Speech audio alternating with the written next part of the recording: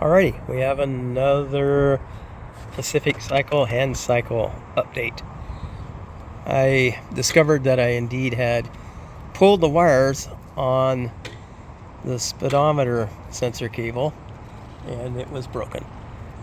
But I discovered that I could replace the electronics module without removing the motor from the hand cycle. Now, this wasn't entirely trivial because I had to cut off a lot of cable ties and undo a lot of cables, but it was a lot quicker than having to disassemble the whole thing. Just take the crank off and pull the chainring off, and you could get to all the screws and bolts that hold the housing on there and hold the electronics into the motor housing. So it was pretty simple, time consuming, but simple. I programmed the new controller. I wonder how much of the programming is actually elsewhere though, because when I did all my work I noticed that the computer was still set to miles per hour, and I recall that when I set the last one up I had to set it to miles per hour instead of kilometers per hour. So I'm not sure what happened there, but hey, happy accident, I'm good with it. But I reset all the settings I had done, set it for 20-inch wheels, the whole thing, and just took a test drive up and down the block, and it worked well. I didn't take a prolonged drive.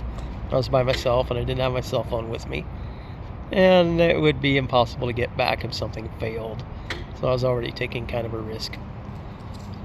Alrighty, so I did a little bit of cable management since I had all the cables out, so it looks just a smidge better. It's just a lot of cables and a lot of them are pretty long. I left a loop on the programming cable so I could easily get to it with my plug-in programmer doohickey for my phone. That was deliberate. I also, since the last video, replaced the brake pads because the brake pads were terrible.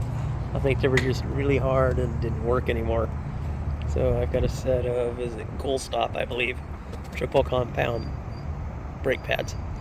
And those seem to work pretty well. They're braking in. I'm noticing I can brake reasonably well. I can't do a panic stop. My hand strength isn't high enough. So I should look into some sort of adaptive gear to make squeezing the brakes easier. I don't know what's out there, if anything. So yeah, I got everything wired back up. I'm trying to stay on this side of the bike. The sun's behind me. I was able to shift gears, going up down the street using my gear shift adapter, and it worked pretty well. I'm not unhappy. I still need to find out why I cannot get the battery pack to slide all the way into its cradle, but that's genuinely the last thing I need to resolve, other than buying 2 more brand new tires, because it could use it. The old tires are pretty bad. So I'm happy I was able to pedal fast enough to slip into 5th gear. I was doing about 7 miles an hour at a cadence that I was happy with.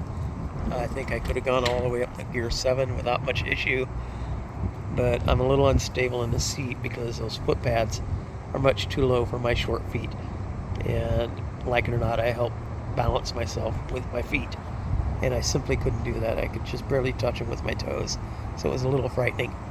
Throttle works great. I've got the settings the way I want it. I've got it set to speed mode instead of current. I'm going to find out what the minus button does when you hold it down. The plus button, if you hold it down, turns the headlight on and off. That's pretty handy.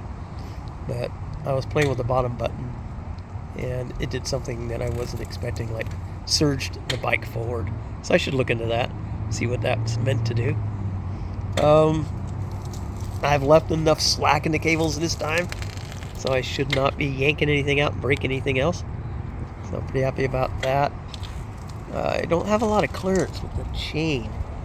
There's a lot of stuff hanging down there now, so that's a little on the disturbing side.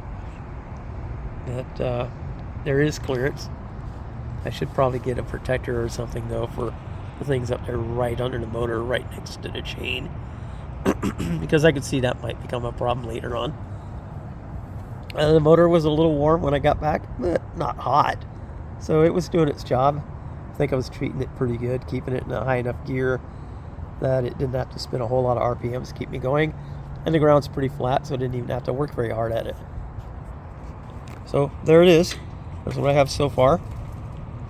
I don't have a lot else I want to do with the bike other than have a buddy of mine take those foot pads off, drill a hole in the chassis, the frame, and mount them to the top of that bar instead of the bottom. That extra 2 inches or so would make a huge difference. Also, with the new seat, I can't use the seat belt. It's too short. I may have mentioned that before. So I either have to replace the seat belt altogether or just get a little seat belt extension so that I can put the seat belt on. Not that I cherish the thought of being belted to the trike if I tip it over, but I also don't cherish the thought of losing my balance and just falling off this silly thing, because either thing would kind of suck. So that's about it. If anything else comes up, I'll post another video.